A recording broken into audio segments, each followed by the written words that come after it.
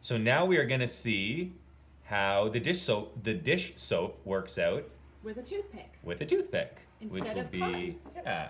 So that's right. Thank you, Miss Galloway. We have two things that are different here, don't we, boys and girls? Last time it was a piece of cotton with a Tide Pod. This time it's dish soap with some toothpicks. So it's all on there. So here we go. We remember what happened in the Tide Pod one. Let's see if it's the same. Whoa! Ooh. I almost think that worked better, Miss Galloway. It did.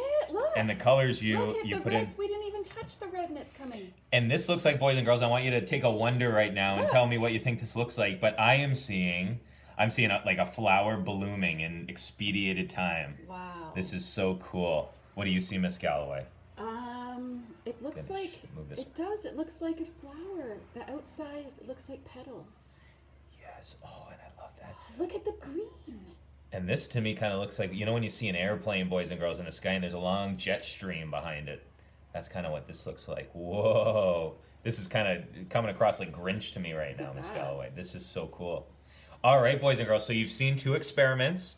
If you've tried them yourself, you can let us know how they went for you. If you haven't, we encourage you to give it a try. You can even try something other than milk and see if that changes things. Because with science, it's all just about experimenting and see what works best and what doesn't work. That's how we learn, right, boys and girls? So this is our first science experiment. We're going to see many more, and we hope you loved it and maybe have some more questions about it. If you have questions for us, send them to us. I wonder too if they would maybe want to draw a picture about what happened.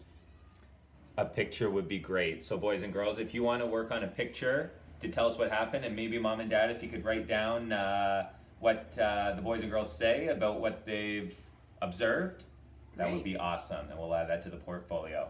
Thanks, guys. Good work, Mr. Scientist.